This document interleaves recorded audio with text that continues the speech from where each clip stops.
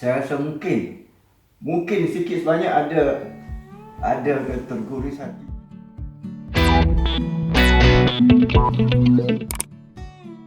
Kami sekarang di Auckland, hari kedua terakhir trip kami di New Zealand. Setelah 5 hari di New Zealand Selatan, kami terbang semula ke Auckland di New Zealand Utara. Kami sedang menuju ke tempat menginap Airbnb di sebuah kawasan perumahan elit. Dalam perjalanan, teringat pula kepada destinasi-destinasi menarik yang telah kami kunjungi selama 5 hari di New Zealand Selatan. Antaranya di Moroki Boulders, pantai unik dengan taburan bongkahan batu Moroki yang terjadi hasil proses lulu hawa daripada zaman silam.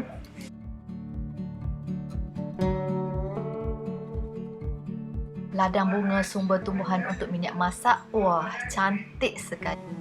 Di Christchurch, In the open air market area. tempat menginap di Dunedin, di Mount Cook dan Tasman Glacier, Syahri pun sibuk tu. iaitu satu lagi tempat persinggahan kami untuk bermalam, kolam ikan salmon, di Te Anau. Lagi lama yang Tempat yang tidak boleh dilupa iaitu di Milford Sound. Saksikan keindahan alam semula jadi ciptaan Allah Subhanahu Wa Taala. Ini pun menarik di Skyline Queenstown di puncak awan yang biru. Tasik Wakatipu memang tidak boleh dilupa. Sila tengok cerita setiap destinasi tadi dalam vlog yang lepas-lepas.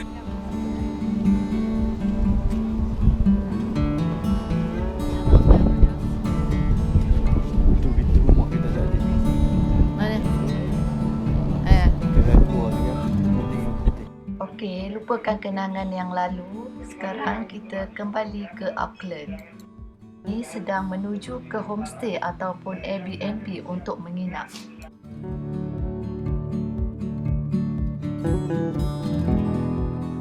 Sampai sudah kami di banglo penginapan di Auckland. Beginilah rupanya. Kisah kali ini mengenai pengalaman penginapan kami di Airbnb ini, iaitu rumah persinggahan kami yang terakhir dalam kembara seminggu di New Zealand.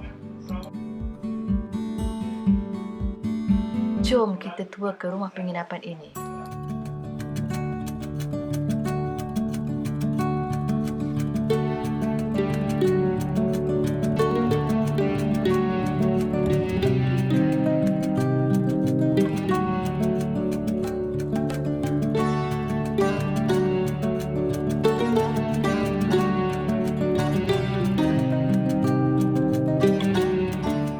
Setelah check-in dan membahagikan bilik, kami keluar semula untuk meninjau keadaan taman perumahan elit di situ dan singgah di pasar raya untuk membeli makanan yang hendak dimasak.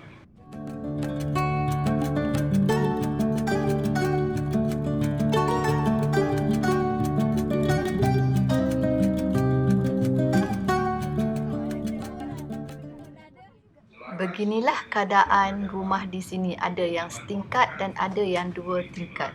Semuanya adalah banglo yang agak besar.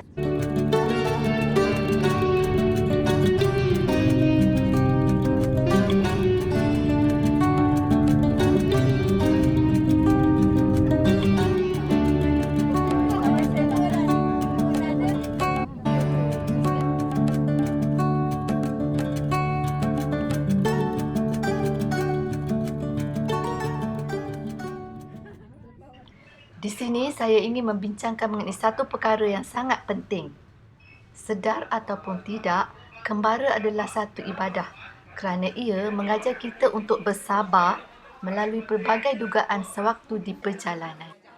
Terutama sekali bagaimana kita hendak menghadapi pelbagai ragam karakter kawan-kawan trip kita. Lain orang, lain sifatnya, kita tahu kan. Itu adalah sesuatu yang biasa. Jadi, bagaimana kita harus berhadapan dengan seseorang yang berlawanan sifat dengan kita? Itu yang perlu kita pertimbangkan sendiri. Fresh salmon untuk dimasak malam dibakar beramai-ramai makan malam ni. Sifat toleransi itu yang tersangat penting. Caranya ialah akan cuba memahami dan menerima karakter seseorang seadanya. Itu adalah yang terbaik. Terkadang kita rasa tersinggung, hati kita sudah terasa tapi kita belajar untuk memaafkan kawan itu. Cuba renung dan fikirkan. Misalnya, adakah dia sengaja?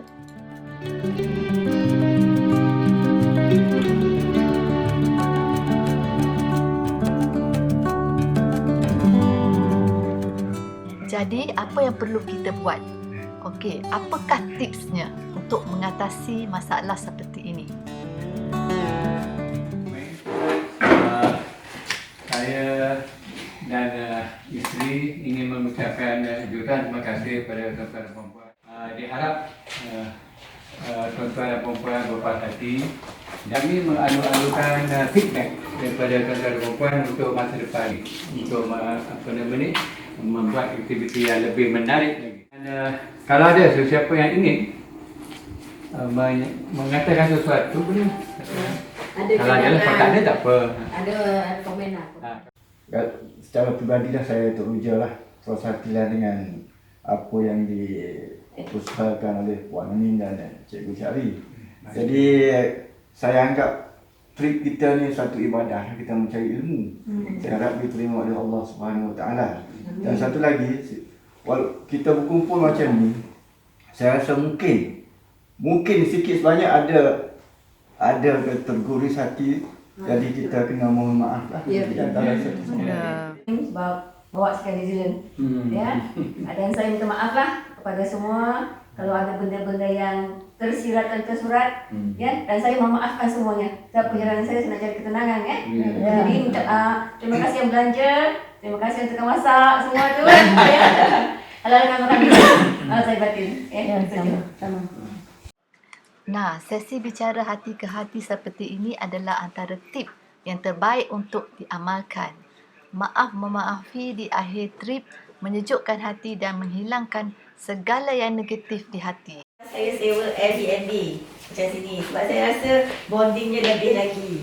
Kalau you follow kalau you follow travel agent, you just duduk satu pihak dua orang, that's it. Siapa yang pernah ikut saya, dia tahulah cerita macam mana. So, itulah.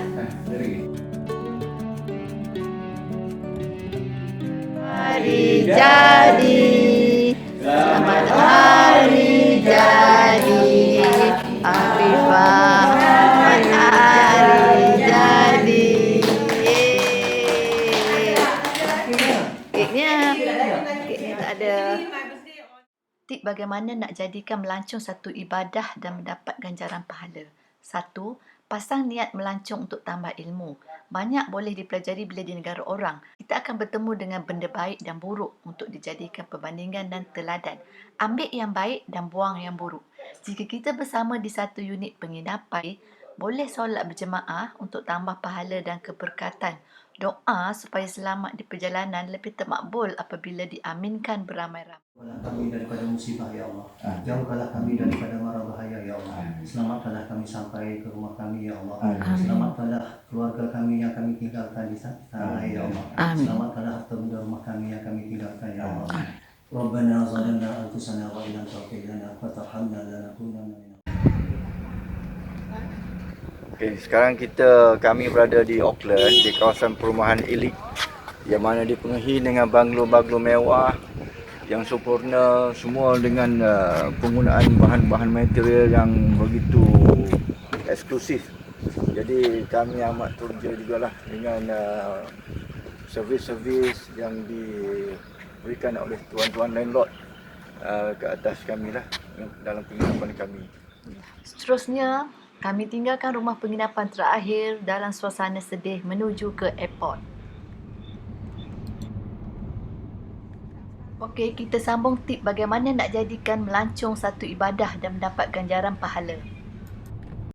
Kalau bergrup, kita akan dapat kawan baru Disebabkan kita baru kenal dia, kita mesti cuba untuk memahami sikap dan menerima dia seadanya.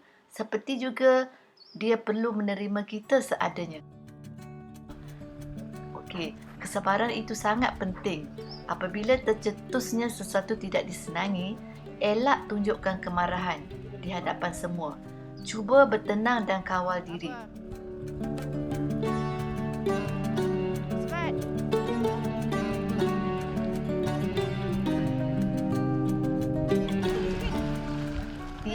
Tidak perlu diluahkan kerana semua itu hanyalah sementara.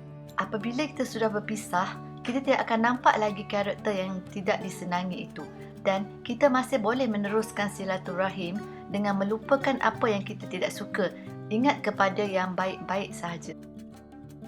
Dari kejauhan, kita masih boleh berinteraksi, tegur-menegur dan mendoakan di antara satu sama lain. Mungkin orang yang paling anda benci atau gerun ketika bersama satu trip akan menjadi orang yang paling baik dan paling menyokong kita apabila kita berjauhan. Dan baru kita tahu bahawa apa yang kita nampak di luar tidak sama dengan apa di dalam hatinya.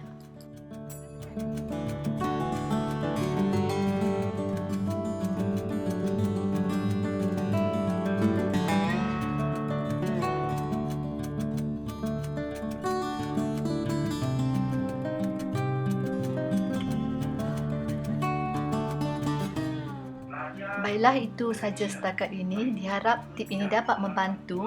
Jika anda suka pada channel ini, jangan lupa subscribe, like dan share. Semoga info ini dapat dikongsi kepada kawan-kawan yang lain. Sampai di sini dulu vlog ADTV. Kenangan di New Zealand sentiasa segar diingatan. Ini adalah penerbangan 207 ke Gold Coast, Coolangatta dan Kuala Lumpur. Kami kini menjemput anda